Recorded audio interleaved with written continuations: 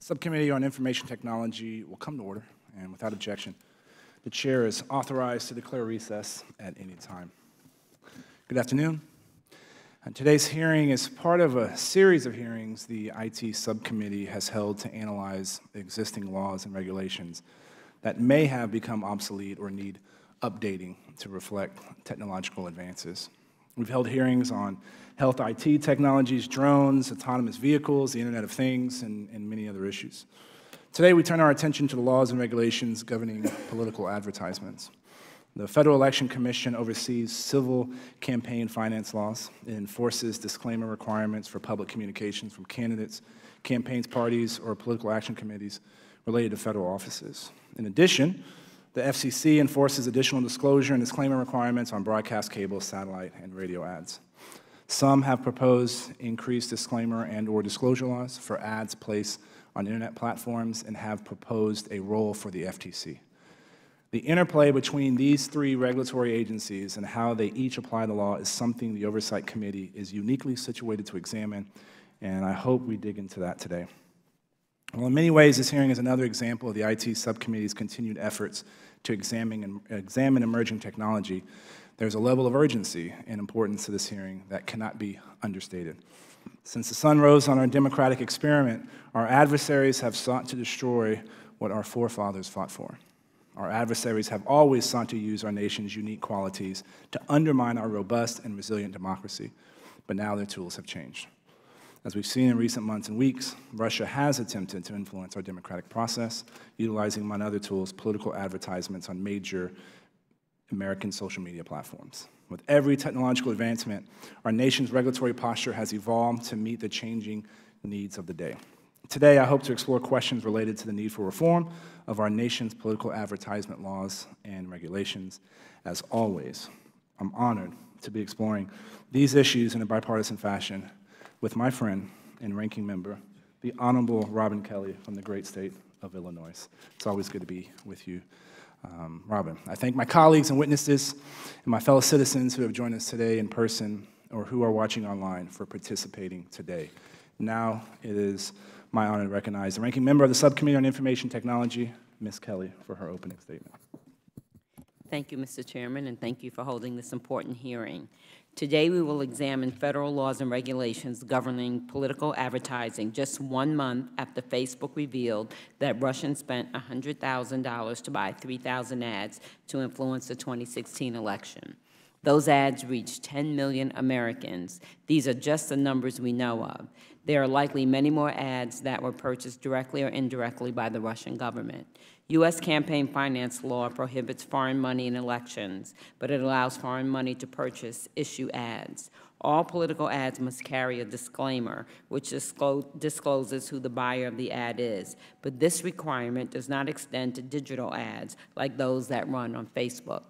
The Russian government exploited these loopholes. In the 2016 elections, Russians were able to take advantage of our antiquated campaign finance rules and mounted effective misinformation campaigns on Facebook, Twitter, and Google. They micro-targeted their ads, sometimes posing as community activists with the intention of turning Americans against Americans. They sought to sway voters in critical congressional districts and swing states with fake news. The last time that the Federal Election Commission updated these regulations was April 2006, more than 10 years ago. That was before the iPhone had been introduced. Twitter was still in development, and the Facebook was only for college students. In fact, 35 of the 42 members of the Oversight Committee were not yet in Congress, myself or the chairman included.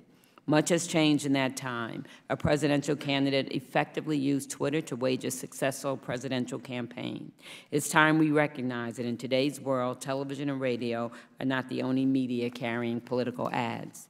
I am confident that we can prevent meddling by Russia and other foreign states in our elections while protecting the First Amendment rights of Americans. I was encouraged to see the FEC recently reopened its 2011 comment period on social media political advertising after these Russian meddling revelations. However, I am still concerned about the systemic problems within the FEC that have led to years of gridlock and inaction.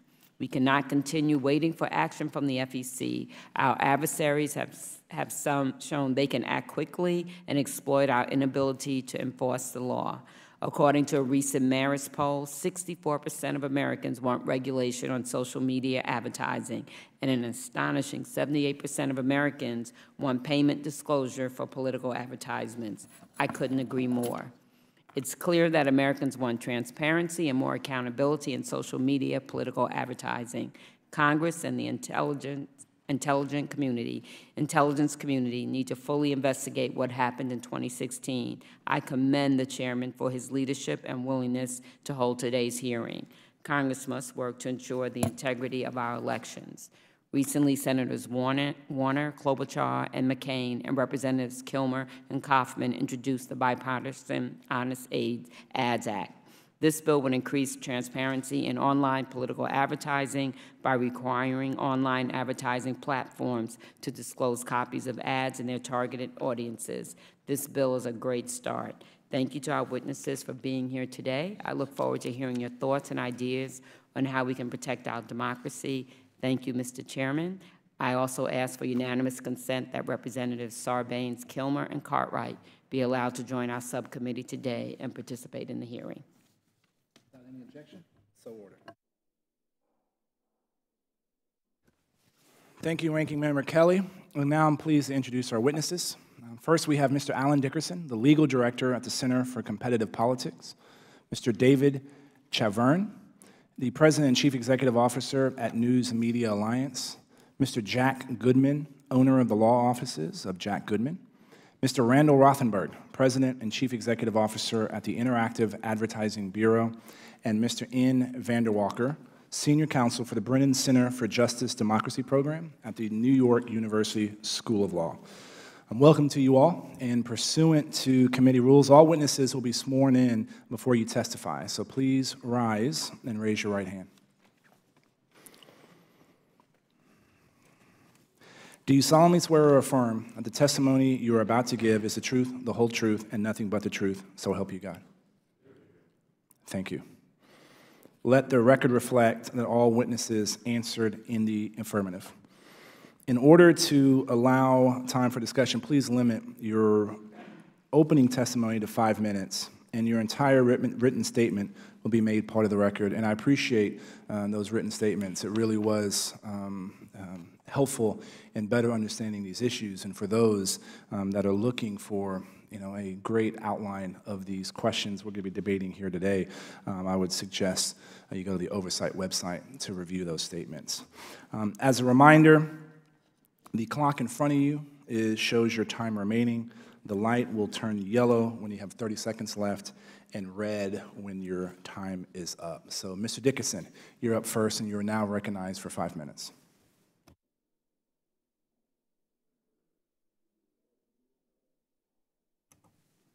Used to courts.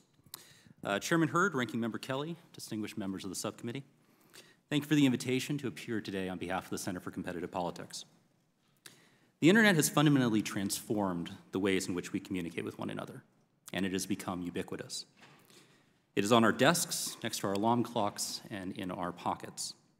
Today, a large portion of Americans walk around every day carrying devices that can instantly connect them with anyone in the world from almost anywhere. In fact, in 2014, the Supreme Court reported survey data indicating that 12% of Americans use their cell phones in the shower. The internet revolution has allowed Americans to absorb, produce, and distribute content without third-party intermediaries. They no longer need to see if an editor has accepted their letter to the editor or have to bear the expense and burden of buying broadcast political ads. As Judge John Kane, a Carter appointee, observed when he struck down a Colorado campaign finance law, it must be remembered that the internet is the new soapbox. It is the new town square. In a way that makes the 1980s revolution in desktop publishing appear almost quaint, the internet has made us all publishers, distributors, and speakers. Every American has the opportunity to be Tom Paine, to be Publius or William Lloyd Garrison, and one suspects that those authors would approve. Accordingly, as the Federal Election Commission itself has recognized, the blossoming of online speech and association is delicate, and great caution must be taken when burdening the speech and associational rights of American speakers. That does not mean, as I explained at some length in my written testimony, that online speech is a Wild West without rules. But it does mean that the current regulatory environment strikes a balance in favor of a flourishing civil society. Further efforts to license or regulate the placement of small bore issue advertisements, particularly those that do not advocate for any electoral outcome, will drive out the poorest and least sophisticated online speakers. They will inevitably affect not wealthy corporations, which can afford the experts to ensure compliance, but rather grassroots activists passionate about the issues of the day. Moreover, efforts to shift liability for unlicensed speech onto online platforms will simply require those companies to pass on those costs onto those same small budget consumers. And it will create incentives to limit small dollar ad buys and grassroots speakers in favor of sophisticated entities that can vet their speech in advance. The result will be an internet that is less free, less open, and less available to ordinary Americans. Of course, the internet also presents challenges. To take one example, foreign threats are a valid and a vital concern. But they cannot justify regulations whose burdens will fall overwhelmingly on Americans. The deterrence of foreign actors is a familiar problem. It is accomplished through means of diplomacy, counterintelligence, and military readiness. Campaign finance law, and in particular, the possibility of a fine levied through the FEC's civil enforcement authority, adds relatively little to that mix. Instead, additional campaign finance rules will further restrict access to the internet, the new public square, by average Americans and small groups. The First Amendment stands against those efforts. It is a bulwark against the passions of the moment and a reminder that our dedication to liberty and unfettered public debate is a strength and not a weakness. Nor does technological advancement change the Constitution's fundamental guarantees. The First Amendment rights to free speech, press, and association are not circumscribed merely because they become easier for the average American to exercise. As always then, when dealing with political speech, speech that the Supreme Court has recognized to be at the center of the First Amendment's protections, our guiding principle must be restraint. Thank you. I look forward to the subcommittee's questions. Thank you, Mr. Dickerson. Mr. Treverne, you're now recognized for your opening remarks. Thank you very much, Chairman Hurd, Ranking Member Kelly, and members of the Subcommittee on Information and Technology. Thank you very much for asking me to participate in today's hearing. I represent the News Media Alliance, a nonprofit trade association representing nearly 2,000 news publishers across the United States. Our members include some of the largest global news organizations, as well as local newspapers, focusing on the issues that impact the daily lives of citizens in every state and congressional district. Alliance members share a common mission to inform society in an accurate, thoughtful, and responsible manner. Our member news organizations have long made substantial investments in high-quality journalism to achieve that mission. Our journalists and publishers are also held to high standards, as detailed in the American Society of News Editors Statements of Principles and the Society of Professional Journalists Code of Ethics. Not only are we potentially liable for knowingly publishing something that's false, our very brands are built on trust with our readers. Because of this, our commitment to truthful and accurate reporting has also informed our approach to advertising.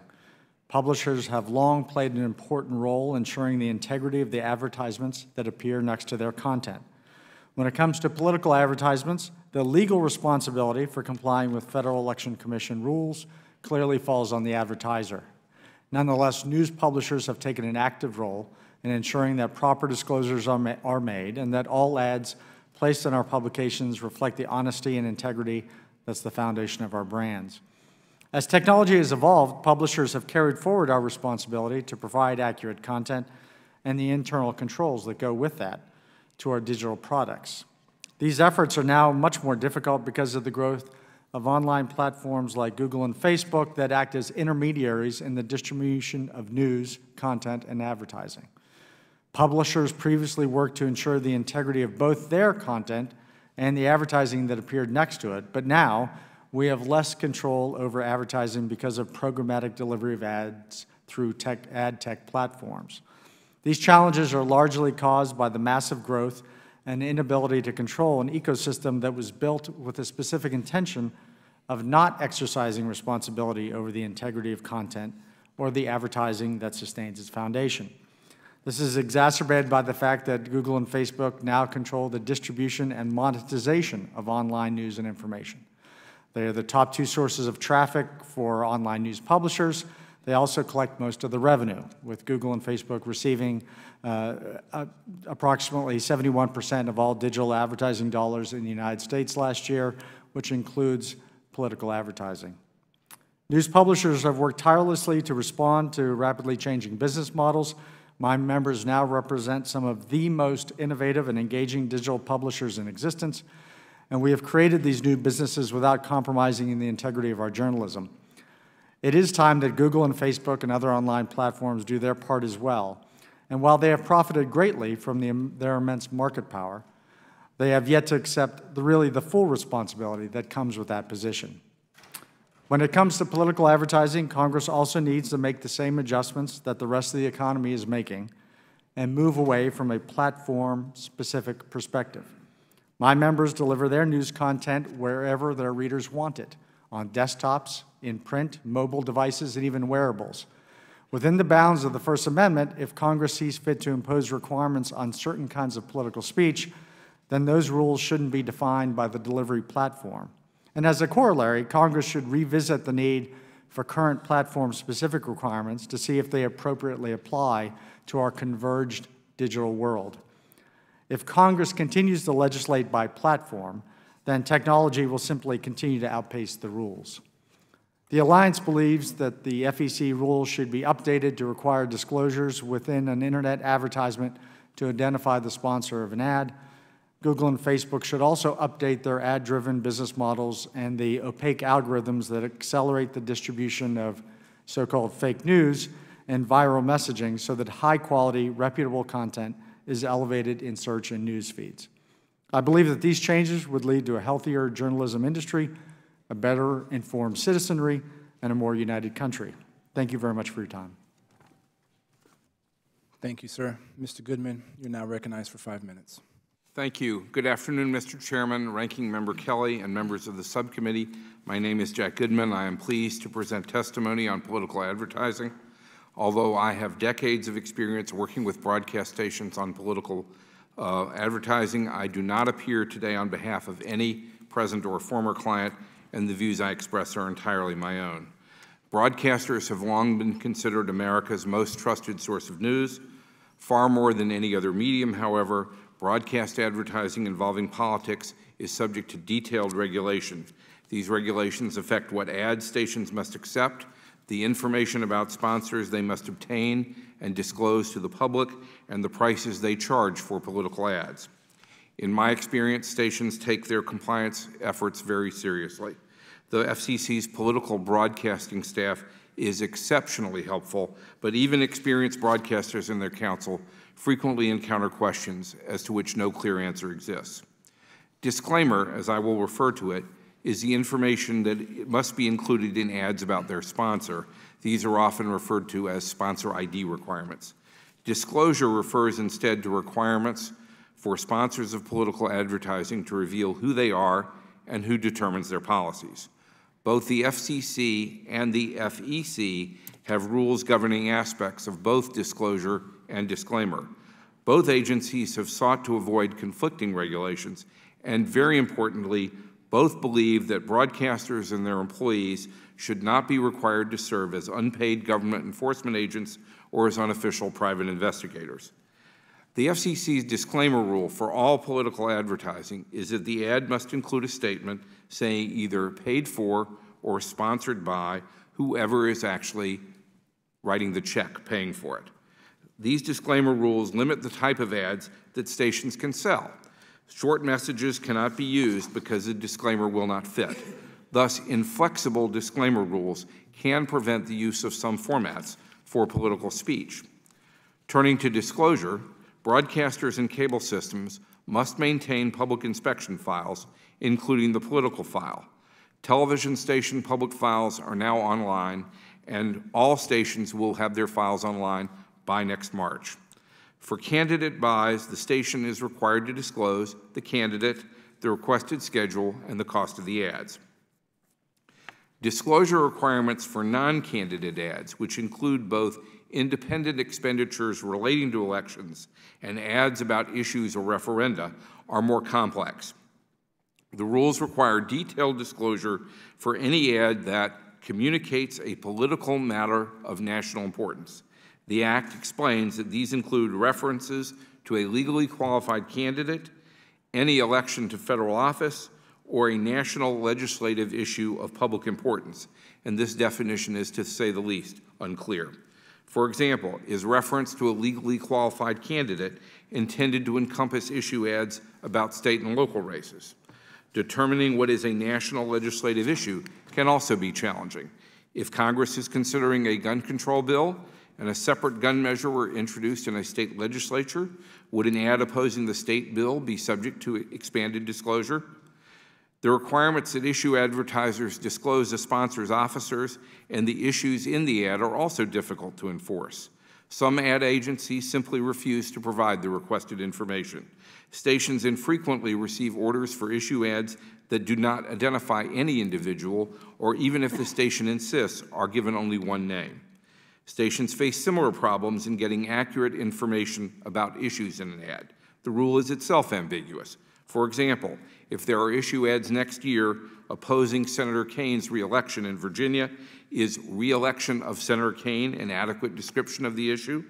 And what if an ad discusses more than one issue? Does each one need to be disclosed? Another problem can arise if time is reserved in advance and the advertiser does not decide what specific issue to address until just before the ad runs. Because of these problems, even the most conscientious station have great difficulties in obtaining the information that is supposed to be in the political file. In conclusion, experience with the FCC's political broadcasting rules is instructive. Any new rules applicable to broadcasters or other media need to be flexible to be adapted to new and varying speech formats. And if new disclosure requirements are created, the responsibility for collection should not be placed on the media, but instead on a government agency with authority to interpret the rules, investigative resources, and the power to impose sanctions for noncompliance. Thank you very much. Thank you, Mr. Goodman. Mr. Rothenberg, you're now recognized for 5 minutes. Chairman Hurd, Ranking Member Kelly, members of the subcommittee, thank you for the honor of testifying today. I would like to get straight to the point. Throughout my 11-year tenure, the Interactive Advertising Bureau has always stood for greater transparency and disclosure in the digital advertising supply chain, regardless of whether the ads are political or commercial, because we believe transparency and disclosure are necessary for consumer safety and brand safety. So we strongly support efforts by this Congress and the Federal Election Commission to clarify, reconcile, and strengthen the disclosures required of political parties, candidates, and campaigns. But as a representative of the economy's fastest growing and most dynamic sector, IEB also believes that our industry itself can go even further to implement supply chain protections that would fortify the trustworthiness of digital advertising and media in political advertising and commercial advertising alike. IEB has a proven track record of taking and implementing responsibility across our 650-plus member companies.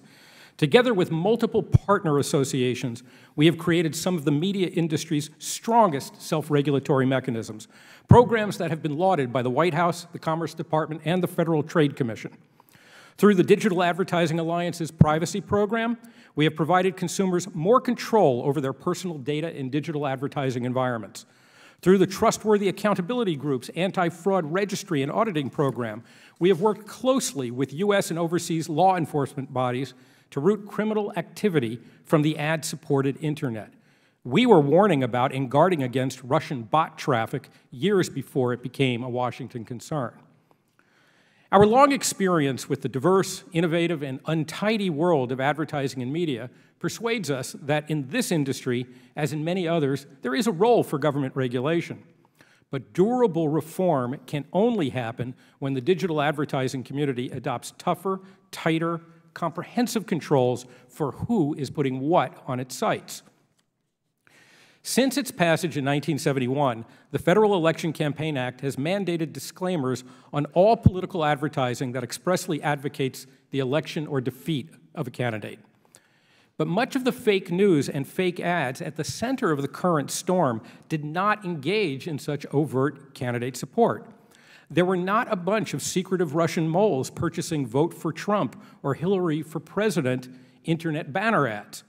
Rather, there were sophisticated posts about social and political issues, some of which were made more widely available because the operators paid to amplify them in people's social media feeds. Some of the scandalous messaging was not even placed for payment. Both social influence advertising and unpaid advocacy fall outside the scope of federal campaign disclosure rules. Americans have First Amendment rights to shout on street corners, put signs on their lawns, and post on social media without registering as political committees or reporting how much they spend on megaphones or smartphones. There is one more complex challenge in extending current disclosure rules to the internet. The traditional regulations from the FEC and the FCC require disclosure by campaigns and by the media running the ads, for these are the media receiving the insertion orders and payments for those ads. In that world, the media are in full control. No programming of any sort runs on a television station or in a magazine that hasn't been vetted by those companies.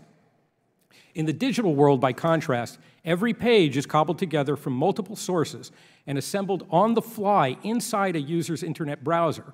Articles, videos, advertising, sponsored links, and social commentary come together from scores of server computers. Underneath the visible page, scores of other suppliers may be contributing measurement, ad verification, and auction pricing services. Only a portion of the advertising is sold directly by publishers. The greater portion is sold and distributed by third-party technology companies which do their work via automated systems, programmatically in the industry parlance. Legislative proposals that would require websites to field expensive disclosure mechanisms create burdens on struggling media organizations, yet would barely capture the illicit political communication which is placed programmatically. This is why we would like the Congress's support for strengthening the self-regulatory mechanisms we already have built by which digital media companies police their supply chains for bad actors and provide greater transparency into who is putting what on their sites. We can monitor the financing chain, whether the paid support takes the form of conventional advertising or whether it shows up in less familiar formats. Thank you for the opportunity to appear before you today. Thank you, Mr. Rothenberg. Mr. Vander Walker, you're now recognized for your opening statement of 5 minutes. Thank you. Good afternoon. On behalf of the Brennan Center for Justice, I thank the Subcommittee on Information Technology for holding this hearing. We appreciate the opportunity to share with you our recommendations concerning federal political advertisement laws and regulations, particularly as they relate to the ability of foreign powers to interfere in American elections. The Brennan Center is a nonpartisan think tank and advocacy organization that focuses on democracy and justice and has studied campaign finance for 20 years, working to develop and defend effective and constitutionally sound policies. There are gaping holes in our regulation of paid political ads. In contrast to radio and television, much of the election spending on the internet is untouched by key regulations. These include the requirement to report spending on mass media ads that mention candidates in the period before an election, the ban on foreign nationals buying such ads, and the requirement that broadcasters retain public files of political ads. It's time for this to change. The internet is only going to grow in its importance to politics. The $1.4 billion spent online in 2016 was almost 8 times higher than 2012. Failure to subject ads on the internet to the same disclosure regime as other media will leave the public without key information about who is trying to influence them. And it will allow more mischief from foreign adversaries like Russia's meddling in 2016. The Honest Ads Act, introduced in the Senate by Senators Klobuchar, McCain, and Warner, and in the House by Representative Kilmer, offers a promising framework to ensure such disclosure. Congress could also close other loopholes that allow secrecy and potentially foreign money, like spending by dark money organizations and foreign-owned corporations. These steps are surely needed. Investigations into the 2016 election have revealed a widespread, multi-pronged effort by the Russian government to alter the course of public debate by injecting propaganda and divisive messages into the American political discussion. As has been mentioned, firms linked to the Kremlin bought thousands of online ads on several major platforms that were seen by millions of people. The ads have still not been released to the public, but they reportedly discussed political issues, including messages advocating the election of candidates, all while the Russians disguised their identity with fake profiles designed to look like they were controlled by Americans. The intelligence community is confident that Russia will be back, and of course we must watch for copycats like China, North Korea, and even ISIS. Most immediately, this challenge to the American people's political sovereignty and the First Amendment values of transparency in politics requires updating campaign finance laws for the internet age. Congress should include paid ads on the internet in the definition of electioneering communications from the McCain-Feingold bill, which requires disclosure of expenditures above $10,000 on ads that mention candidates and certain mass media within a specified period. This would have two benefits. It would expand the ban on foreign spending, and it would increase transparency around online ads, making information about who is paying for them publicly available. In addition, online platforms should be required to maintain public files of political ads. That would essentially extend to the internet the Federal Communications Commission requirement that broadcasters maintain a public file of political ads. And online platforms, along with other businesses that sell ads, should be required to make reasonable efforts to prevent political ads from being sold to foreign nationals. All of these elements are present in the Honest Ads Act. Moving beyond the internet, holes in campaign finance disclosure rules allow dark money organizations to spend on politics without revealing their donors, potentially hiding foreign sources of funds. In order to close the holes, Congress should enact the Disclose Act. Another blind spot in campaign finance results from corporations' ability to spend in elections. Congress should expand the ban on foreign election spending to domestic corporations substantially owned or controlled by foreign nationals, as Representative Raskin's Get Foreign Money Out of U.S. Elections Act would do. Finally, these proposals, as well as existing laws, need vigorous enforcement. Yet deadlocks at the FEC have increased, and it has passed up chances to strengthen regulations. Congress can reform the agency, including by making the number of commissioners odd and requiring at least one member to be nonpartisan. Thank you, and I'm happy to answer any questions you may have. I'd like to thank all the gentlemen for your opening remarks, and we're going to start the first line of questioning with the gentleman from Michigan. Mr. Mitchell, you're recognized for 5 minutes. Thank you, Mr. Chair. It appears to me that a number of the individuals testifying today are conflating general or social ads, opinion posts, admittedly political ads, and explicit political campaign ads, and conflating them all as being the same thing. As Mr. Rothenberg notes, there were a lot of sophisticated posts, I'm quoting, about social political issues, some of which were made widely available by operators, including those outside the United States. Now, let me ask you, Mr. Chafin, how are we going to determine what's fake news and real news? Who determines that for us? Well, I wouldn't ask the platforms to determine it. I mean, fake news... No, that doesn't answer my question, sir. Who determines that? If we're going to say we're going to stop fake news in some manner in America, and trust me, you should see my Facebook post. It's not exactly a wonderful thing to read some days, trust me. So who's going to determine what is fake news and stop it? No one's going to determine what's fake news. There's a pre-existing, I agree with you that conflating political ads with bad content is incorrect. And there is a pre-existing regulatory regime about political ads. Well, let me go on. Okay, and then on the quote-unquote fake news front, there's a twofold problem. People get garbage over their news feeds online in the same way that good information is delivered to them. I only have 5 minutes. I only have 5 minutes, sir. So let me ask the next question for you, which is a number of the newspapers that you represent printed a variety of articles about the upcoming tax reform and tax cut bill that's pending. They quoted a variety of sources as being that the rich are going to benefit, that the majority of the tax cuts are going to be for the rich, and quoted some sources. Did you detail the funding sources of those groups that made that quote? With regard to those pieces or other pieces, you know who to complain to. You can complain to the publisher or the reporters. Most of what we're talking about are things that cannot be attributed. With all due respect, no newspaper in my community reported any of those sources. And in fact, as it comes to the tax bill that's pending, the tax brackets have not been published. The bill's not been published. Yet somehow, if you read the newspapers in my community, they've already determined how the tax bill is going to work based upon some groups that are funded by, I'll admit, progressive left groups that say immediately any tax cut's going to be bad.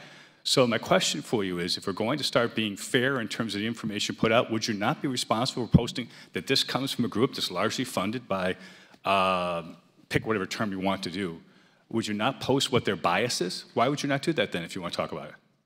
Congressman, what I would say is that you know who to complain to, which is the publisher and the reporters whose names are attached to that content, well, as opposed to most of what we're talking about today. I assure you that it hasn't had much difference.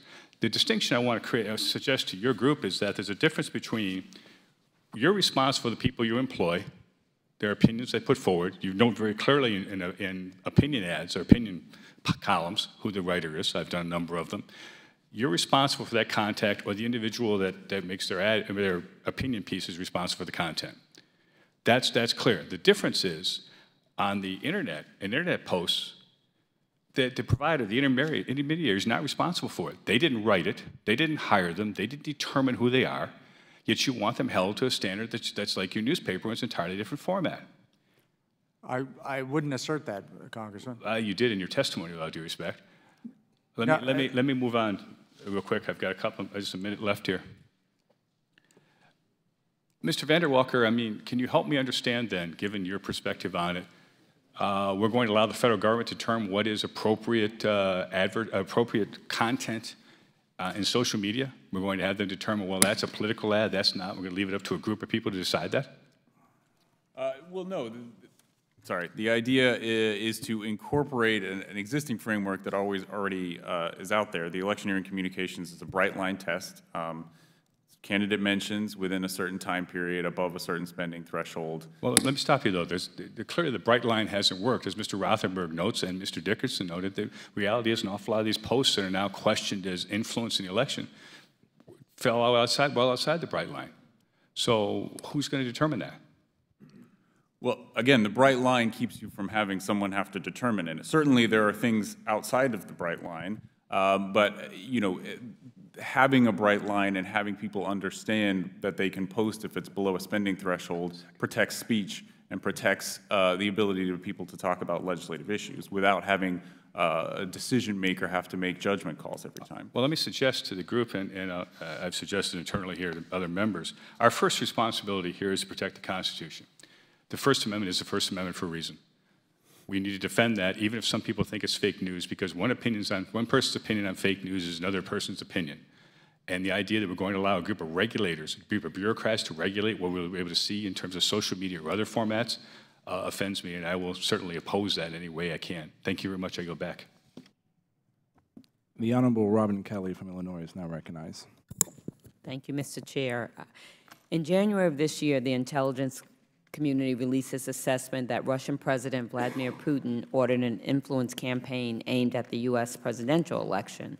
According to that assessment, and I quote, Moscow's influence campaign followed a Russian messaging strategy that blends covert intelligence operations such as cyber activity with overt efforts by Russian agencies, state-funded media, third-party intermediaries, and paid social media users or trolls.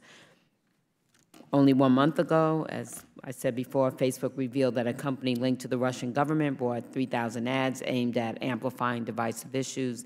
These ads are believed to have reached 10 million people in the United States. To be clear, this is just the ads we know about and people they've reached. There are likely to be more advertisements bought and concealed due to the nature of digital advertising. Mr. Vander Walker, are our current laws and regulations sufficient to prevent future influence campaigns by foreign actors? If not, why not? Well, unfortunately, too much of the internet is left out right now. We have, as I mentioned, a regime that applies to political spending in mass media, and at the time that that regime was enacted, the important mass media were covered, but now the internet is far more important than it was then, and it's only gaining in importance. And it should be brought into the regime that exists so that spending above certain spending thresholds on electioneering communications should be covered. A similar requirement to disclosures for political ads under the FCC rule for broadcasters should be applied to internet ads as well when they're paid for. Okay. Mr. Rothenberg, your testimony characterized this as a supply chain issue. What do the members of your industry that are a part of that supply chain need to do to prevent this issue? I think they need to participate in both our existing programs of industry-wide self-regulation that have been very successful. We've built them to give consumers disclosure and control over their privacy, over their data flows in digital advertising environments, and we've built another that requires disclosure to prevent fraudulent activity from taking place. So I think we need much more aggressive participation in those, and we would welcome Congress's support for that. And I think we can build out from those programs to create better conditions for not just disclosure, but I call it supplier qualification. I mean, basically, if you take a couple steps back, if you think about your local supermarket or even something as large as your local Walmart, nothing goes on those shelves without it having gone through a series of sluice gates that give everyone a bit of assurance that those products are safe. We have created mechanisms that can do the same thing, and I think we ought to build out those mechanisms and get more comprehensive participation in them. Thank you. Besides lax self-regulation of advertising appearing on social media, there's also the proliferation of fake accounts. On Election Day, thousands of fake accounts coordinated messages aimed at disparaging Secretary Clinton and Democrats. Mr. Chavern, print media still contains a large amount of advertising. What are its responsibilities in terms of political advertising? Well, its responsibilities are those that it's traditionally had and upheld, which is to develop a safe and trusting environment for its readers. Most of our content is now delivered digitally, and the biggest things we can do there are let people know where the information has come from. What is the source of the information? The biggest issue, from my perspective, with quote-unquote fake news is that it comes out of nowhere, people don't know where it comes from, and it's fed to them in the same way that other legitimate news is fed to them. So the best thing that any platform or news source can do is be clear about where the news is coming from, what the source of it is. Just out of curiosity, do you, with print media, do you feel like, you said you want to provide a safe and trusting, do you feel like most of your readers feel that way or trust what they read? I think they do find we have an extremely loyal and actually growing audience for our news product. The audience for our news product is bigger than it's ever been in history across all the platforms. And the fact of the matter is people want credible information about the world and their community, and they primarily come to us to get it. Should digital political ads be held to a different standard than political ads in other media? No. I come back to we're in a platform agnostic world where you get information 16 different ways, which is all good, but the rules can't be divvied up by platform. We're going to need to come up with a set of rules that goes with the content, not with the platform.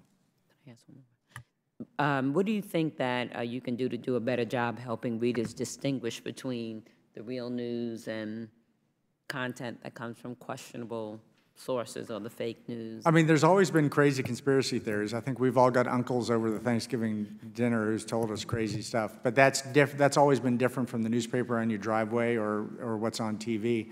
What's happened now is that it all gets put in a blender and fed to you so that the real news sources and the crazy conspiracy theories come the same way.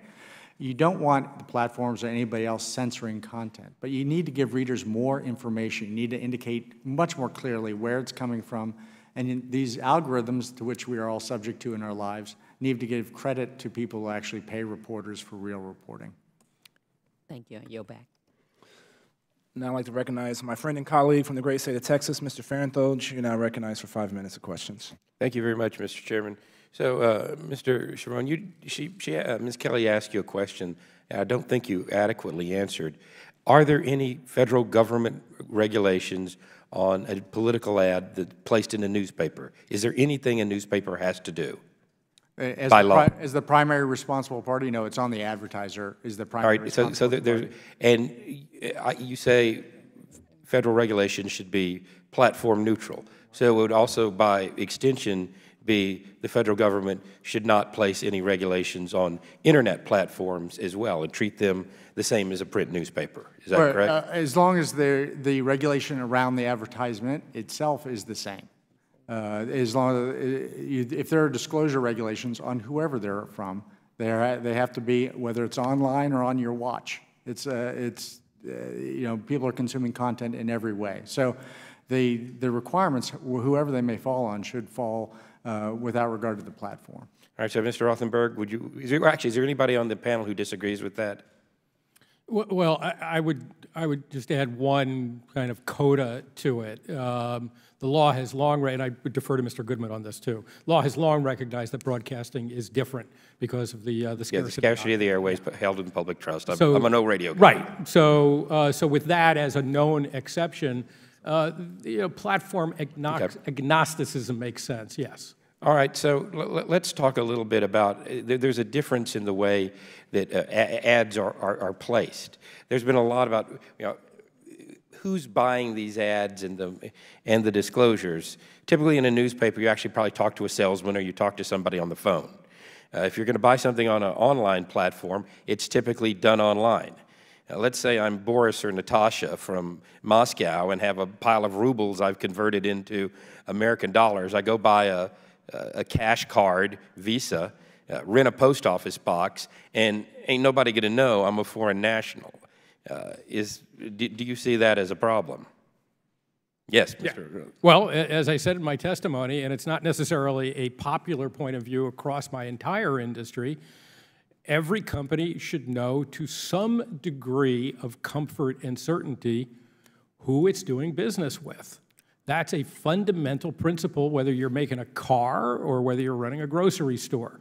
So I think that it is not just possible, but necessary to have some kind of supplier qualification and customer qualification safeguards in place. All right, so now let's go to the other problem that people are complaining about in social media. I think there's, you may actually have more effect in elections on, say, Twitter or maybe Facebook with bots.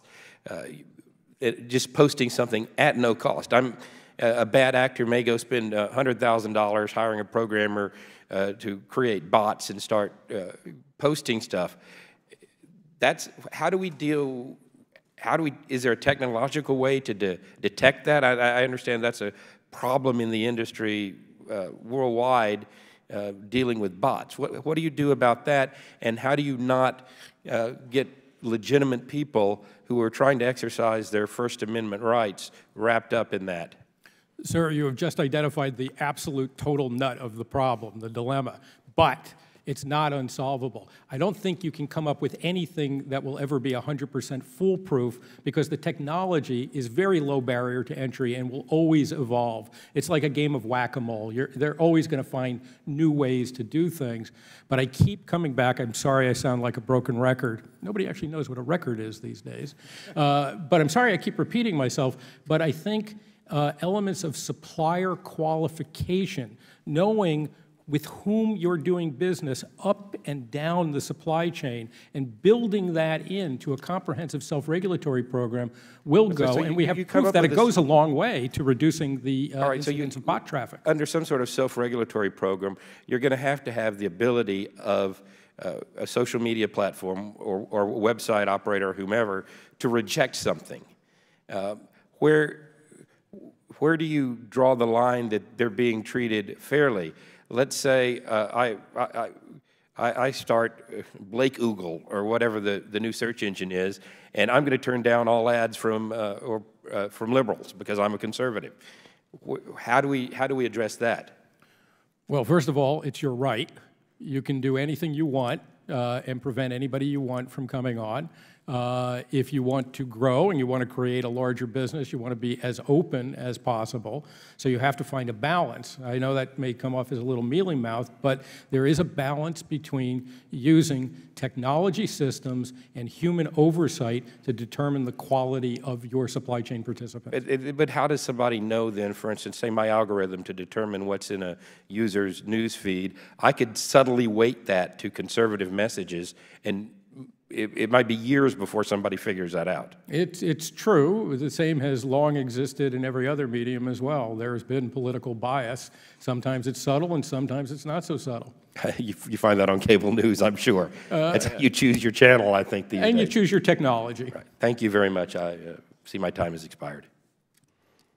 Now recognize the distinguished gentleman from Maryland, Mr. Raskin, for 5 minutes. Mr. Chairman, thank you very much, and thank you for calling this a really important hearing. Mr. Rothenberg, you've spoken eloquently about building integrity into the supply chain, which then leaves the obvious question, what went wrong in 2016, and why are we in the situation we're in? Why didn't that happen? Well, to quote a former Secretary of Defense, you can't plan for the unknown unknowns.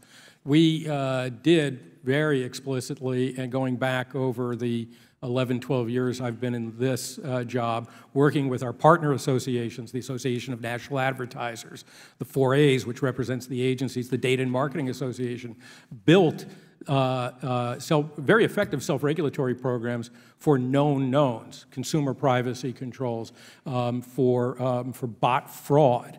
But nobody had anticipated illicit Russian actors.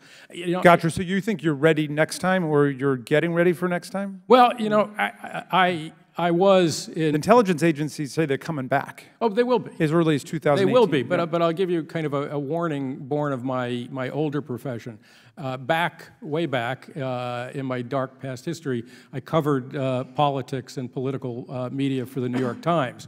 And I developed a principle back in the late 80s that we're always covering the last election. The media and the way communications happen are always outrunning our thoughts about what's going to happen. I don't think anybody anticipated the degree to which Twitter was going to be a massive social influence, let alone bots. So yes, I think we can very much be prepared for the bot traffic problem, but we don't know what mole is going to pop up in that game next time around. Thank you. Mr. Van der Walker, let me switch to you. You've made what seems like the intuitively obvious point that the internet is properly analogized to TV and radio in terms of the medium, in terms of its impact, in terms of how it works, and therefore the rules that apply to electioneering communications in the TV context and the broadcast context should also apply in the internet. And all of us are familiar with that. We have to say that you know, we paid for this ad and we stand by this ad and all that kind of stuff. But what about the problem, which has kind of been floating around from the beginning of the hearing, that it seems as if of the hundreds and hundreds of Facebook pages and Twitter messages and bots that were put out by the Russians, many of them were just meant to sow chaos and to inject poison into the American body politic. They would not fall within the electioneering communications definition that we've got under the McCain-Feingold legislation. Can anything be done about that, or is it, as Mr. Rothenberg is suggesting, that, well, we've learned our lesson from 2016, and now the public is going to be much more wary, or should be, and the media themselves and the internet companies themselves should try to be on top of this problem? Right. I mean, I think, as you noted, we should close the doors that we know we can close. I don't think that's all that can be done. For example, the political ad database encompassed in the Honest Ads Act actually goes beyond electioneering communications because it involves issues of national legislative importance, and so would create a publicly available record that researchers could use to try to piece together what's coming from where, who's being targeted, and what are the messages. That could be, I think, extremely valuable in understanding what the sort of next attacks are and how to respond. And then I think there are more things to be done sort of outside the realm of campaign finance, and that's going to require industry and Congress working together in the ways that Mr. Rothenberger has proposed and really figuring out how to get on top of this thing. Let me ask you another question. The Supreme Court in the Blumen decision upheld our traditional ban on foreign nationals spending money in U.S. elections. That's not covered by Citizens United if they are not a U.S. individual or a corporation. However, foreign money could take over domestic corporations, as you were suggesting before, and then money could be channeled through this Citizens United loophole directly into the political system. Is that something that you think we can tighten up as well? Yes, definitely. Regulation has in many ways not caught up with Citizens United, even though it was several years ago now. Corporations' ability to spend unlimited amounts on politics, either directly or through super PACs, requires dealing with the problem that even a domestic corporation can be wholly owned or controlled by foreign powers. And that should be tightened up. One of the ways would be to as has been proposed, set some kind of percentage, or ownership percentage by foreign nationals or foreign governments, and say above this, even a domestically cited or incorporated corporation can't spend on politics. Mr. Chairman, thank you very much. I yield back. I recognize myself for 5 minutes. This question is to everybody on the panel. You can say yes, no, you can elaborate. Just don't take too long if you're going to elaborate. And Mr. Vander Walker, I'm going to start with you, and we'll go your left to y'all's right. Laws like the Federal Election Campaign Act, McCain-Feingold, Supreme Court cases like Citizens United, do those refer to, and should those cover all political advertisements, whether express advocacy or issue advocacy, despite the platform? Mr. Vander Walker. Yes, I think our campaign finance regime at its heart is about transfers of money designed to influence politics. Whether that means buying a political ad, writing a check directly to a candidate, there are different ways that can play out in detail, but yes, I think Mr. Rothenberg for politics. No, opinion is protected, issues are protected. That is not just a slippery slope, you're already 3/4 of the way down that slope. When it's about candidates and about actual advocacy for or against a candidate, then clearly that falls within the scope of existing law. And that's what I asked. I asked specifically for express advocacy. You should, vote for this guy or don't vote for that guy. Sure, that's easy. Or the issue saying, call your congressman if this. Any of those types of political speech, should that fall under these laws and Supreme Court cases, despite the medium, whether it's you're writing whether you're sending a piece of mail in the mailbox or it's a digital ad? Yes, they absolutely can. You've got to make certain adjustments for the differences among the media. You can't have video rules applying to audio and vice versa. But yeah, sure. Mr. Goodman. I agree that under the court's precedents, it doesn't matter the medium. To the extent speech can be regulated under those cases, it doesn't matter whether how you say it. Yes, as to express advocacy, you get beyond that, you get into tremendous free speech issues. My First Amendment expert, Mr. Dickerson. Yes, as yes. Microphone, please, Mr. Dickerson. I'll learn that eventually. Yes, as regards as involves platforms, with a caveat, which is that the amount of money that is being regulated is important. The fact that it is cheaper to run an ad in some media versus another doesn't change the burdens on the speaker and their resources in complying with a regulatory regime. So in that sense, if we're talking apples to apples, certainly. So if somebody, coming from the great state of Texas, where I'm in the only competitive district in the state, I'm very familiar with all of the political advertisements that may or may not be run against me. If somebody's running ads against me, there's a public file.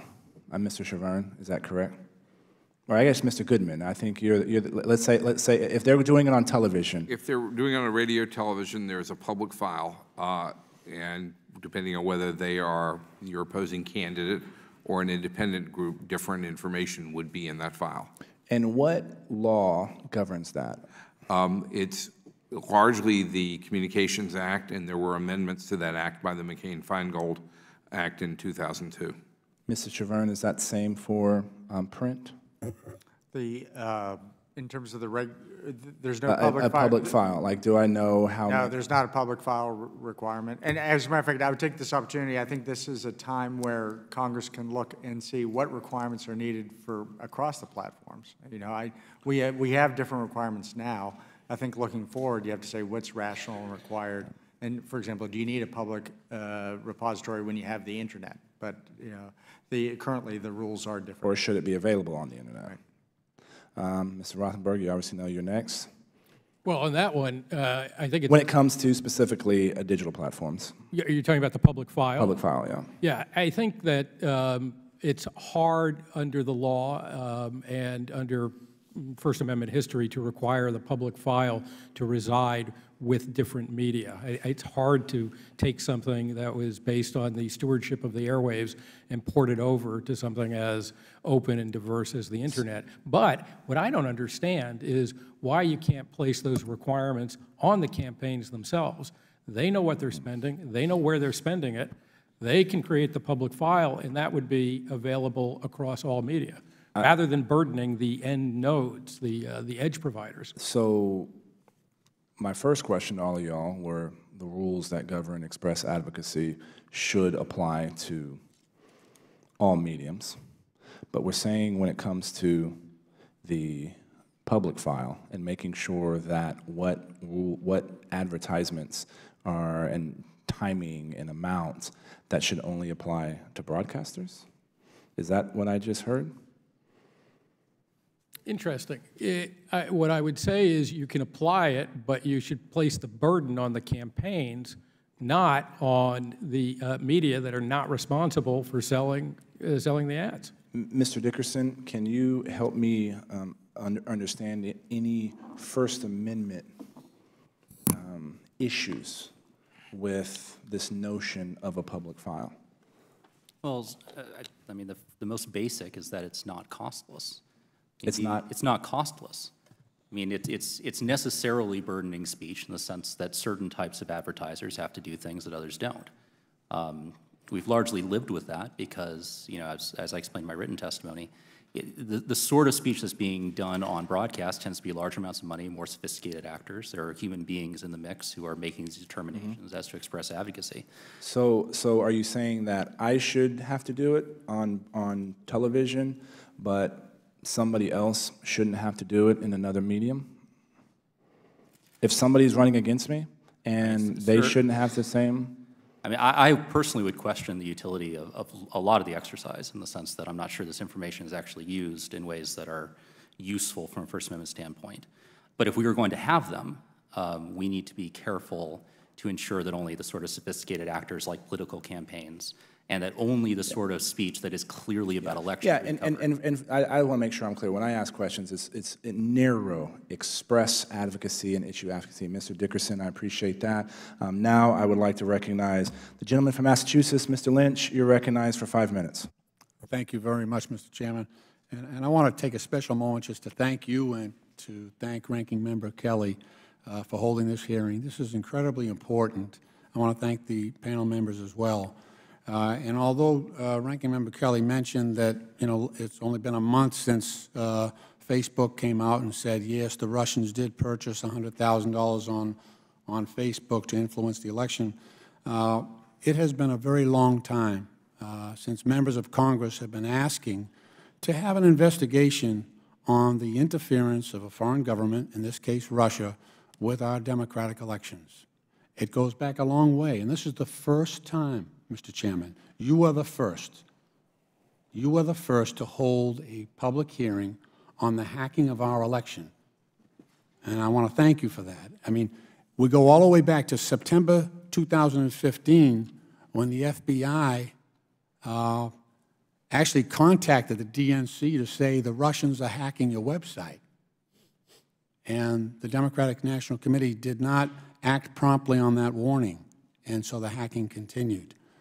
And then in June 2016, it became public of the Russian hacking, widely reported.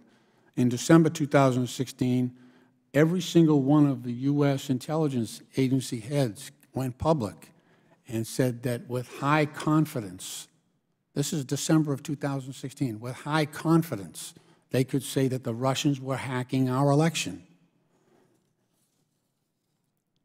In September 2016, Senator Feinstein and Representative Adam Schiff came forward, and they said, based on their positions as ranking members of the Intelligence Committee, they had information from their hearings that the Russians were hacking our elections. And yes, again, last month, Facebook came out and said, yeah, the Russians purchased with rubles $100,000 in ads and interfered with our elections. So all that happened, and today's the first day of the hearing. Today's the first public hearing that we're having on the infringements made by a foreign government on the United States elections. That's shameful that it took so long. And so I'm going to, you know, we're talking about campaigns in general and limitations on campaign advertising. But again, I'm going to repeat my request. And when I say repeat, back in December 2016, December 14th, I submitted this letter to the chairman of our committee at that time, Mr. Chaffetz, asking him for a hearing on the Russian interference with our election. No response. On April 3rd, 2017, I repeated the effort again, wrote a letter to this committee saying, look, this is the Oversight Committee. This is our national election. Can we please have a hearing on the Russian interference with our election? No response. Again, I joined this time. I thought maybe it was just me. So I asked all my colleagues to join with me to a letter to Jason Chaffetz and also the Honorable Bob Goodlatte, Chairman of the House Judiciary Committee, on May 16, 2017. Could we please have a hearing on the Russian interference in our election? It's very, very important to our democracy. They hacked the RNC and the DNC, both parties. We should be bipartisan about the integrity of our elections. And again, up to today, no action. And we're having a hearing today on political advertising, but we still haven't had a single hearing, single public hearing on the Russian interference in our election. Ironically, today I did learn in Politico that Mr. Goodlatte has announced the 11th hearing on the Clinton investigation, on the Hillary Clinton investigation, the Department of Justice investigation of Secretary Clinton. So it's, you know, we got to get together on this stuff, and I know it might be painful for everyone. I actually asked Ms. Wasserman Schultz, would she come and testify? Yes, she said she would. It would be difficult, but she would. She would come and help us to delve into what actually happened. So let me ask you, with my remaining 30 seconds, Mr. Vander Walker, you're familiar with the Honest Ads Act that my friend Mr. Kilmer and Senator McCain have put out there. Seems straightforward. Give me your opinion on that, please.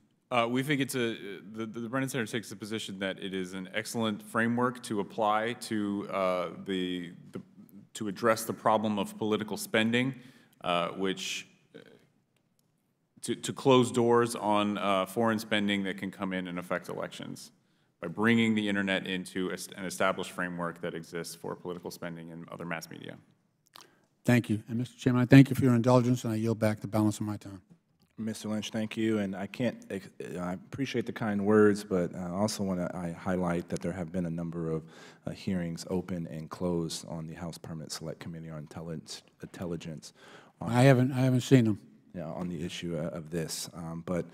This, again, making sure that we're glad we have this, doing this in a bipartisan way. And with that, it's now a pleasure to recognize the gentleman from the Commonwealth of Virginia, Mr. Conley, for 5 minutes. Thank you, Mr. Chairman, and thank you for having these hearings. I find it a remarkable moment in our democracy when so many up here apparently can see and hear no evil when it comes to Russian interference with the American election process, irrespective of who benefited, but can beat a dead horse when it comes to what kind of server was used for somebody's emails. I think that's an indictment of the enabling and complicit behavior we have seen all too much of since Mr. Trump was signed in as President of the United States. What could be more sacred than protecting everyone's franchise and the integrity of that process in a democracy? And when it is interfered with, deliberately, strategically targeted by a foreign adversary, not an ally, an adversary, why wouldn't we be doing everything in our power on a bipartisan basis to make sure that can never happen again? And that's really the context of this hearing.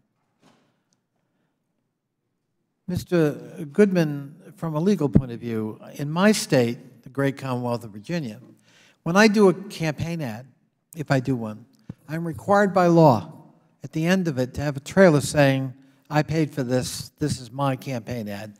It's a stand by your ad kind of requirement in law. In a sense, that's circumscribing my free speech, is it not? To some extent, it is the courts have so far never questioned the ability of the government to require disclosure. And with respect to one part of that, which is I'm Gerald Connolly and I paid for this ad, that at least with respect to the FCC is something you can choose to do or not do, but if you don't do it, you are not entitled to the candidate discount rate. Right. So it's your choice. But the point here is there's precedent for circumscribing certain forms of political advertisement. No one has ever questioned those particular requirements, to my knowledge, in court, but the Supreme Court has, in all of its cases, said that disclosure is largely the remedy, and I would think this would be within the scope of disclosure. Mm-hmm. So, Mr. Vanderwacker, given the fact that there is precedent, that's one example, there are lots of other examples of circumscribing what otherwise would be free speech. Tobacco advertising, example. The government makes a producer of a certain product actually add words to its packaging it does not want to add, but that are required by law. So there's precedent. No one wants to infringe the First Amendment, but one of our friends on the other side of the aisle earlier made it seem as if the choice were, gut the First Amendment or deal with this problem. And it seems to me those are not the only two options in front of us. Your comment. That's right. There are sort of limits on the amount of speech in various ways, and it's important to recognize that there are First Amendment interests on both sides. That is, the listener has an interest in knowing who is speaking to them so that they can evaluate that message. The sort of democratic interests in voters knowing who's piping up for a candidate. That tells you something about what that candidate stands for. Holding candidates accountable for the financial support that they get, as well as being able to evaluate, is this message, about some political issue coming to me from an environmentalist group or an oil industry, and do I trust which one of those, and taking those sorts of things into account. I'm going to run out of time, so let me just, do Boris and Natasha, operating from the Dasha in the outskirts of Moscow, trying to corrupt American democracy through multiple social media and digital ads, do they have the same unfettered First Amendment rights that anybody else does in the United States? No. They don't. Why not? Well, for a number of reasons. Constitutional rights in general are diminished at most, at the very least, for foreign nationals not within the United States. But also it's important to note that in the democracy sphere, as noted in the Blumen opinion that was referenced earlier, we have this self-governing community. We are governing ourselves, and that is why we have a democracy and a First Amendment that allows political debate, and others do not necessarily get the right. And therefore, we have a right to protect ourselves from Boris and Natasha. Right. Thank you. Mr. Krishnamurthy, you're now recognized for your 5 minutes of questions. Thank you, Chairman Hurd and Ranking Member Kelly, for holding this important hearing on our political advertisement disclosure laws. Regardless of our political affiliations, we all agree that our elections are the cornerstone of our democracy, and transparency and the security of elections must be protected at all costs. Foreign efforts to undermine both our elections and the elections of other Western democracies must be taken seriously. This Congress has a responsibility to ensure that all future elections are protected against foreign meddling. Mr. Vanderwacker, we've heard today the suggestion, and we've seen in at least written testimony, that Russian internet ad buys were just simply too small to be considered a nefarious foreign influence, given the actual amount of money spent on electioneering ads versus other means of Russian propaganda. Would you agree with the idea that any effort by a foreign adversary to sway our elections, regardless of whether or not those efforts have a significant impact on the outcome of an election, are troubling? Yes, I mean, first of all, we don't know the extent, so that we haven't seen the maximum figure. But yes, any amount of, again, trying to influence American elections contrary to our self-sovereignty is problematic. You know, Mr. Vanden Walker, earlier this month, Facebook stated that about 10 million people had seen these ads. How concerning would you say those estimates are, and how does that impact the public's trust of our news media and our democratic institutions? Right. I mean, I think it's very troubling, and again, that should not be considered an upper bound. Facebook said that that was the audience that the paid ads reached. Those same profiles produced unpaid content that reached potentially tens of millions more. We don't yet know, and that's one of the problems with not having very much disclosure in this area, is that we actually still don't know the extent of the reach, and we need more information about who's trying to sway our political opinions. So it may have reached tens of millions of people, not just 10 million. Through the purchase of thousands of ads and the use of Russian-linked accounts or bots on various social media platforms, Russia's government was able to manipulate the Internet's open access to information to spread lies, inflammatory rhetoric, and other propaganda in the hopes of swaying voters both in the United States and France, among other places. Multiple news reports found that on Facebook alone, there were hundreds of profiles linked to Russian agents that spread false information regarding one of the presidential candidates, as well as issues like immigration, guns, and other divisive topics. During the French elections, there were similar efforts to spread false information regarding one of their presidential candidates. Mr. Vanden Walker, one final question. In your opinion, are we taking, as a body in Congress, the issue of foreign infiltration of our Internet sites seriously enough? I think there's been a lot of discussion from our perspective at the Brennan Center. We value transparency, which is crucial in elections always, and is especially crucial now to address this foreign influence. We certainly think more action could be taken. There are bills that have been introduced that would help address this problem. Do you anticipate that the Russians and others are going to continue these efforts in the ramp up to 2018? Everything I've seen from the intelligence community indicates that, yes, they are. Thank you. The gentleman from the great state of Washington and a friend, welcome to the Oversight Committee. You're always welcome. Love to see you at future hearings. You're now recognized. Mr. Kilmer is now recognized for 5 minutes. Thanks, Chairman Hurd and Ranking Member Kelly, both for overseeing this important hearing, but also for letting me sit in with your subcommittee. Our democratic republic, that system in which we, the people, are the boss, has become vulnerable to foreign actors that want to disrupt our system of government to influence electoral outcomes. And from the reports that we've read so far, foreign actors targeted American voters to have the maximum impact on our elections. And that's unacceptable, and that's something, thankfully, that both Democrats and Republicans have agreed needs to be stopped.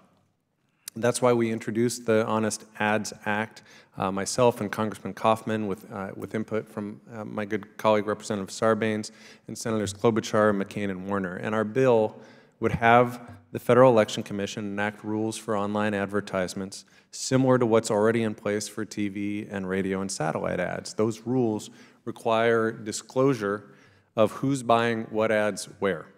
And that's vital if we're going to ensure transparency, to affirm the public's right to know. And it's important that if we're going to, that's increasingly important if we're going to keep foreign money out of our politics. Just based on some of the comments that have been made, I think it's important to acknowledge requiring disclosure when someone purchases a radio or TV ad does not prohibit or inhibit free speech, nor does holding those purchases in a public file.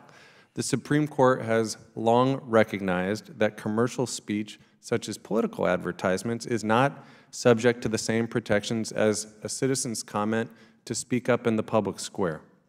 I appreciate Mr. Chavern's comment that applying those disclosure requirements to internet-based advertisements should be no different than what happens with radio and TV media. And I also appreciate Congressman Raskin's comment that certainly this bill doesn't solve all of the problems that we saw in this last election cycle, but this would at least solve the discrete issue of the public's right to know whether a foreign actor is trying to purchase an ad on the internet. So I have a bunch of questions, but I'm going to try to limit them. First, for Mr. Rothenberg, because you spoke to the challenges associated with, perhaps the burden of keeping the file. If the public file requirement were on the purchaser of the ad or on the campaign, I guess my question is how could the government ensure compliance by foreign actors if we went in the direction that you suggested previously? Well, I'm not sure that you could assure that no matter whom you put the burden on. It will always be difficult if front groups and then front groups beyond front groups can actually take out the ads. It doesn't matter where the burden is placed in that regard.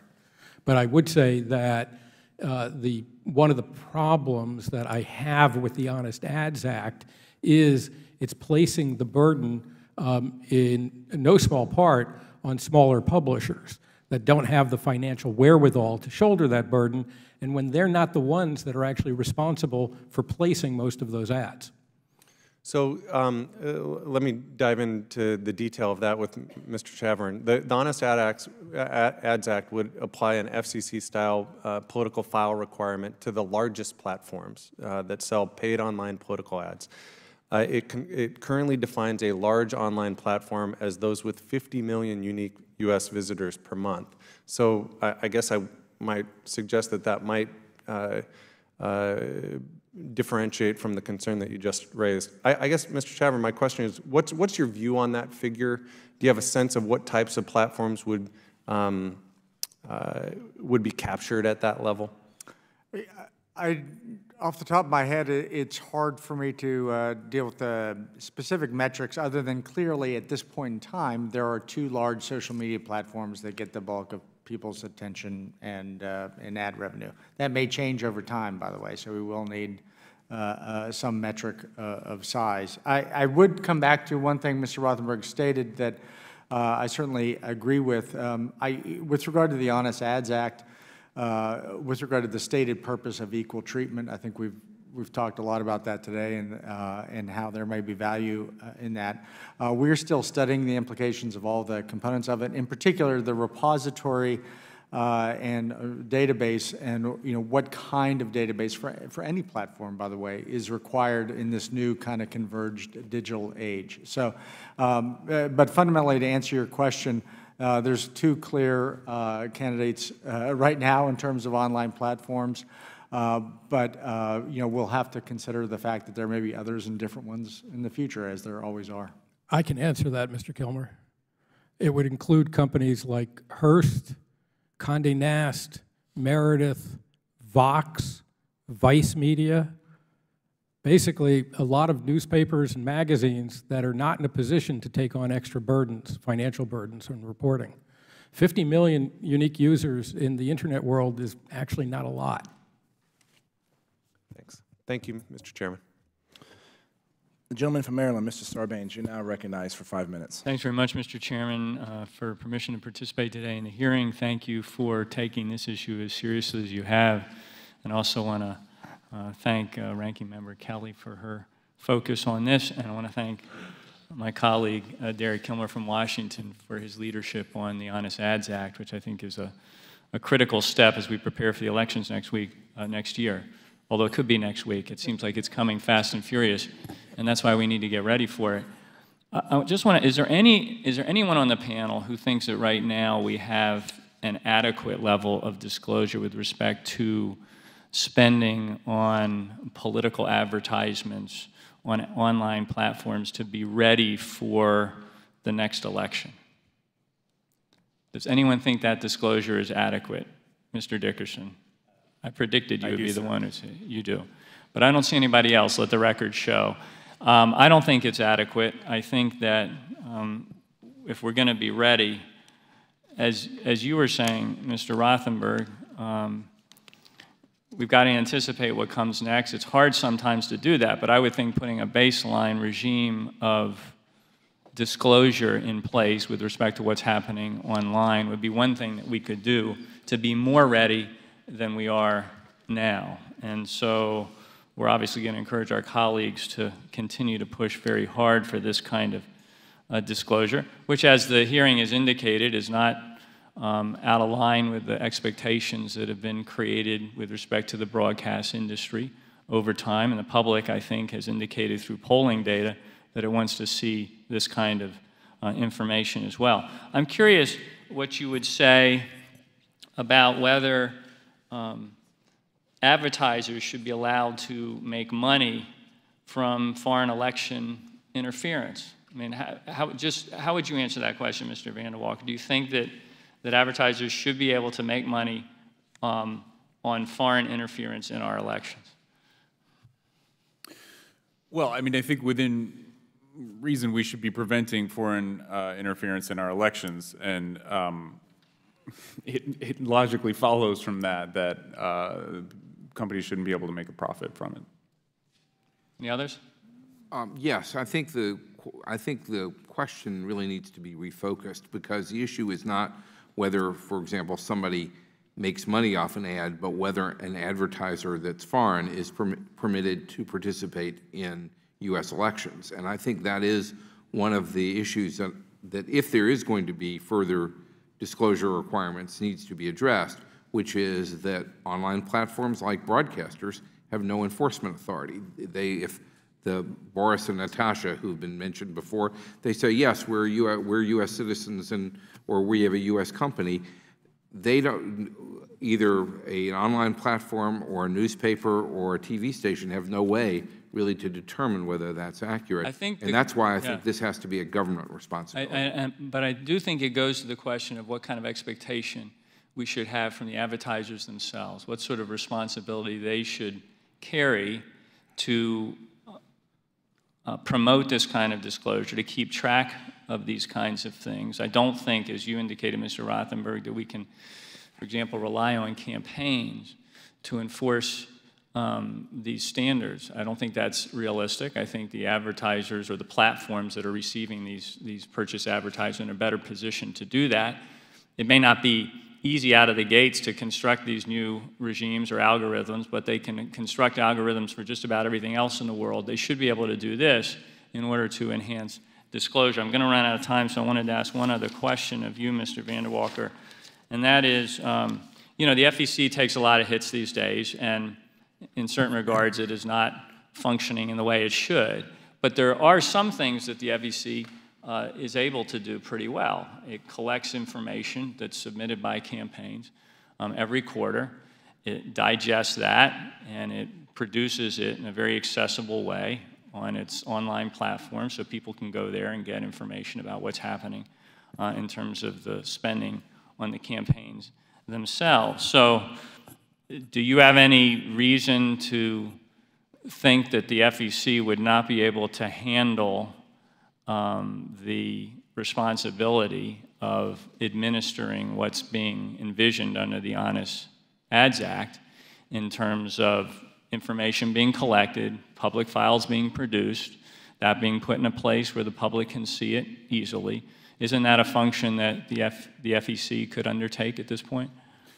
Yes, as you mentioned, that's one of the things that the FEC is actually good at, and they recently revamped the public face of those disclosures, making them more searchable online, and certainly policies could be developed in cooperation with social medias of the world who are very good at putting things online, I think, to make it all feasible and usable. Thank you. I yield back. Thank you. I recognize myself for another 5 minutes. Mr. Dickerson, I want to follow up on something Mr. Vander Walker said. Does a Russian in Russia have First Amendment rights in the United States?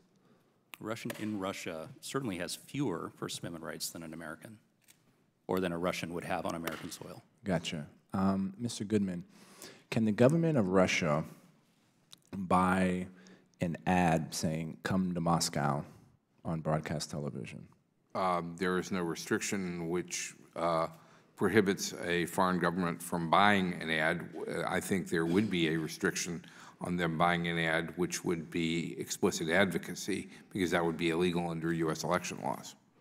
So the Russian government, if they wanted to buy an ad on broadcast that said, "Don't send weapons to Ukraine," what would govern that? There are disclosure requirements, and I'm certainly no expert in the disclosure requirements with respect to foreign participation in U.S. media.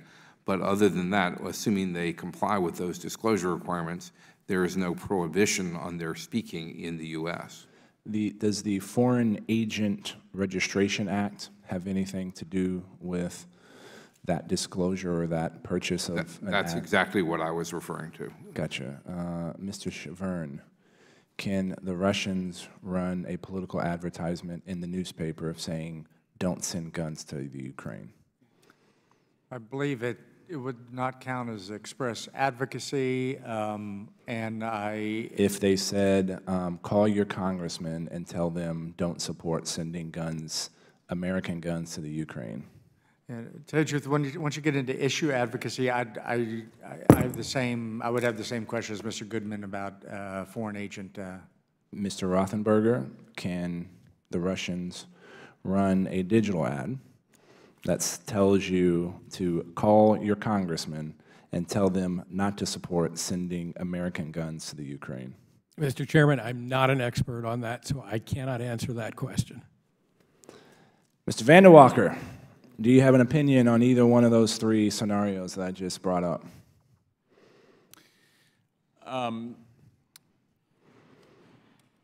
You know, so one of the things that could get at that is the political file requirement, which would, again, not be a prohibition, but would be a disclosure. So let me ask you, is there some piece of law, court case, that regulates whether the Russian government could buy an ad on print, broadcast, or digital that says, call your congressman and tell them to not send guns to Ukraine?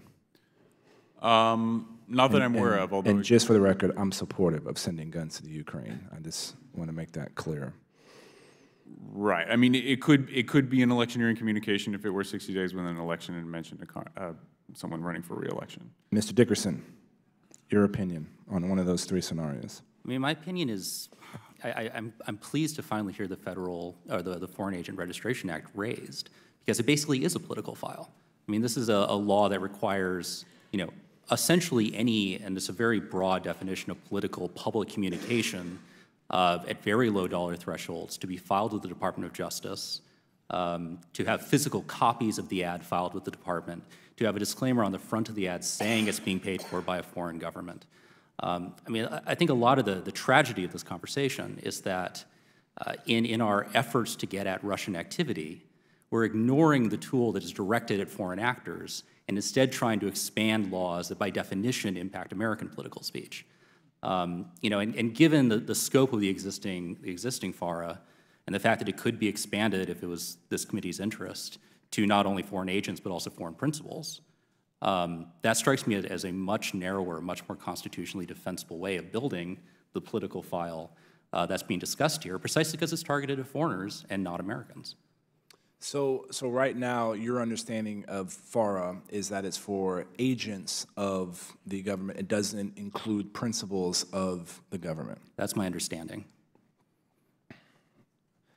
Mr. Raskin, you're now recognized. Mr. Chairman, thank you very much. I'm going to follow up on your questions. And as I'm listening to the testimony, I recognize that what's at stake here really is the integrity of liberal democracy in our century. You know, Vladimir Putin and his agents understood they could not compete with us militarily, they could not compete with us economically, and they could not compete with us politically on a fair stage because they've got nothing to sell but tyranny and despotism and kleptocracy. But he detected a little bit of an Achilles heel in the United States, which is our openness, and specifically our openness, our freedom of expression on the internet, which might be the most wide open of all of the forums and media that we have. And so he took advantage of that. And I think everybody here agrees that we were caught sleeping. And there were hundreds of thousands of dollars, perhaps millions of dollars spent to invade every nook and cranny of the internet in order to inject poison into our political process and to try to gerrymander the outcome of our election. Now, let me ask this. First of all, can we do this in reverse? For example, would we be allowed to spend whatever money we wanted, either as a government or private entities in the United States, in Saudi Arabia, in Iran, in Russia, in the Philippines? Do the authoritarian societies allow people from the liberal democracies to access their public with such ease? Does anybody have an answer to that? Mr. Rothenberg? Well, yes, for generations we did that through the Voice of America and various other arms of the United States government, and did it very effectively. But what about the purchase of TV ads in Saudi Arabia or Iran or Russia, the purchase of radio ads? I understand there is the Voice of America, which is announced, which is disclosed, and it clearly comes from the United States.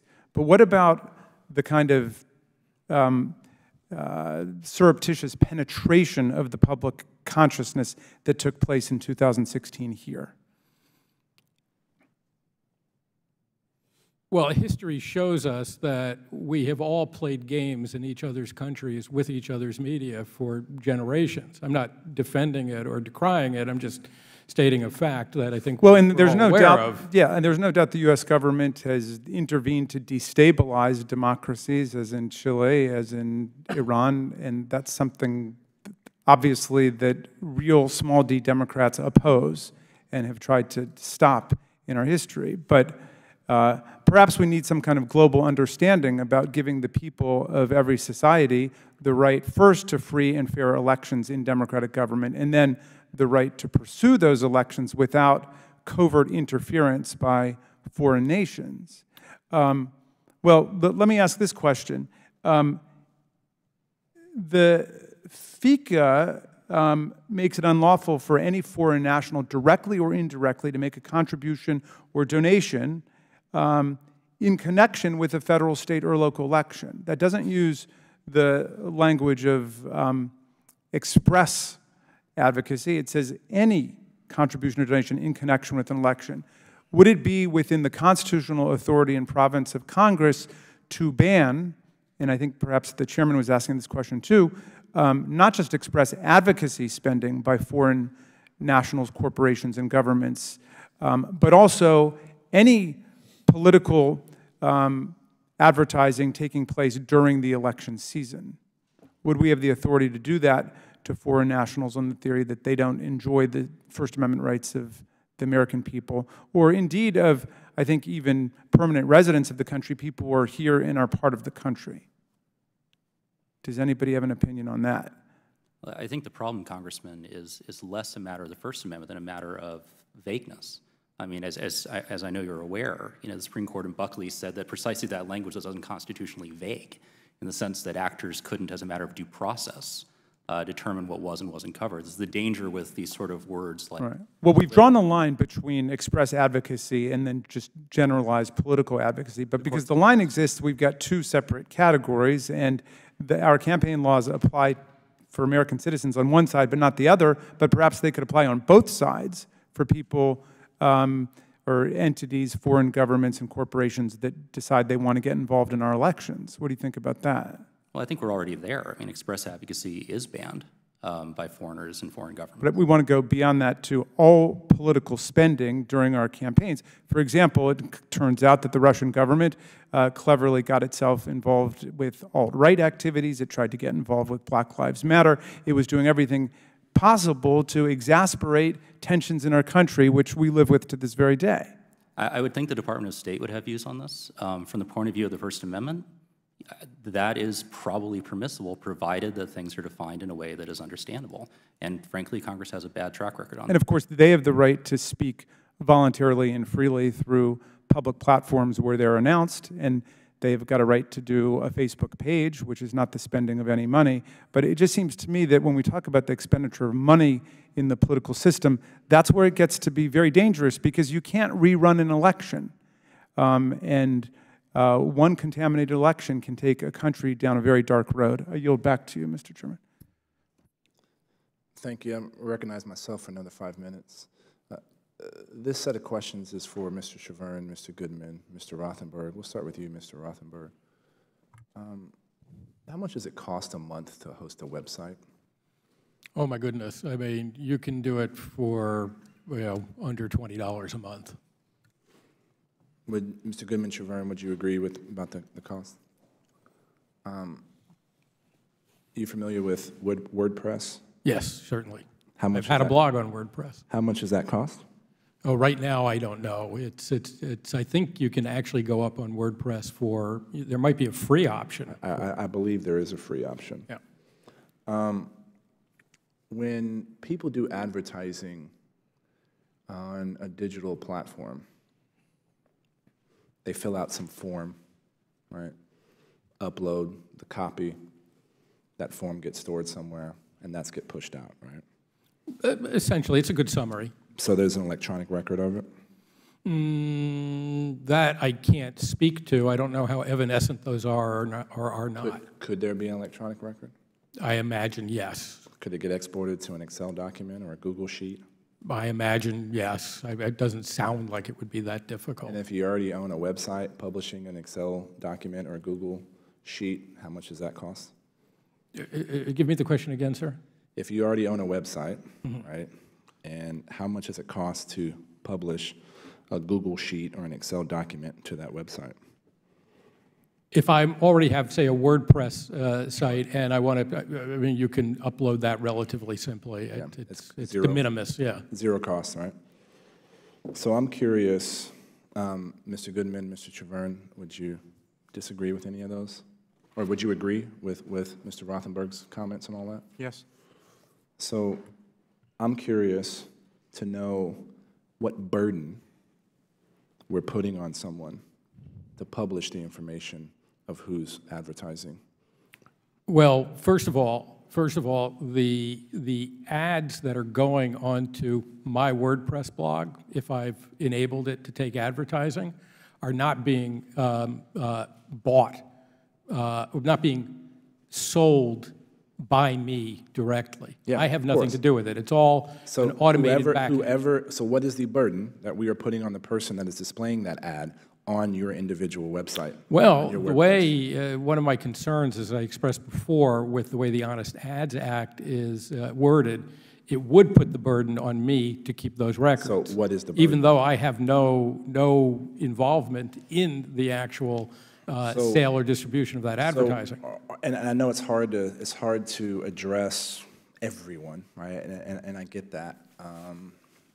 But are they expunging all that information, the people that are collecting the advertising dollars on what's being promoted? Or presumably they have it, but you're asking me to keep the records. And I don't have any of those records. So the person that has the record, what burden would it be for them to publish the details of that? That I don't know. It depends upon who it is and where they are in the system. Mr. Goodman, do you have an opinion on when it comes to broadcasting? I think there are two questions. One is, if you ask who is paying for the ad, that is what broadcasters already do.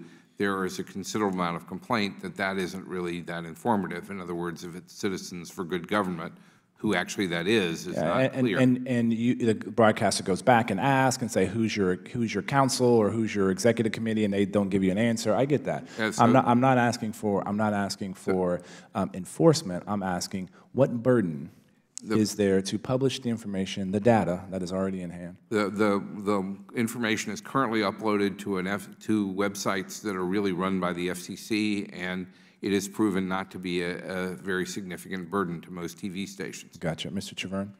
Yeah, the one thing I'd note is in the website example you gave, obviously the website viewed by you would have some sets of ads. If I viewed the same website, they might likely have a totally different set of ads served programmatically by the ad tech platforms. So I think you also have to take into account volume.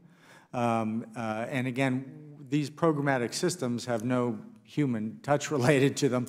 And the volume of ads and deciding, for example, what is it the same amount of effort to publish a 10-line Excel document or spreadsheet as it is to publish a 10 million line? I know the answer. Okay. Same level of effort. Because you're not collecting it, right? If you're collecting the information automatically, right? So to display it, there's no difference in displaying 10 lines versus a million lines. Okay. Well, I'll now, you may have to pay for, the size of the file, but I'm getting at, I keep hearing over and over, the burden to publish data that is already in hand. You already have the data. What's the burden? It's where you're placing the burden. If you're placing the burden on a place that's on whoever has it, who's collecting it. Okay, that depends upon how you write the requirements. Exactly. Mr. Dickerson, do you have any opinion on all this exchange? Mr. Vander Walker? No, I'm excited to hear the answers. Parting wisdom. I don't have any time left, but I'll extend some of that time to y'all. 10 seconds. Mr. Vander Walker, what is it that you wish this committee would know about this topic that you haven't been able to address? And that's the same question for all y'all. Mr. Dickerson, it better be good because you're going to be last, okay? And you don't have to say anything. If the answer is we got it all, we got it all. I think the committee got it all from our perspective. Great. Thank you. Mr. Rothenberg. I think industry self-regulation, managed industry-wide with tough and tight enforcement, can actually go further than this Congress can go in enforcing the rules. I think that whatever you do, it needs to be clear so that the rules are understandable and the responsibility for enforcement is also well established. Let's take this moment to figure out what rules about political advertising make sense no matter what the platform. And that doesn't mean being caught by what happened before. Let's take this moment to say what really makes sense and what do we need. Mr. Dickerson, don't let me down. The courts have allowed us to establish disclosure requirements, record-keeping burdens, things of this nature, only insofar as the underlying speech is directed at an election. And to the extent that we are toying with using foreign intervention, which we can separately regulate, as an excuse to undo that burden, I think we are wading into territory that is far less charted than some of the testimony has suggested. Well, gentlemen, I want to thank you all for being here today and appearing before us. The hearing record will remain open for 2 weeks for any member to submit a written opening statement or questions for the record. And if there's no further business, without objection, the subcommittee stands adjourned.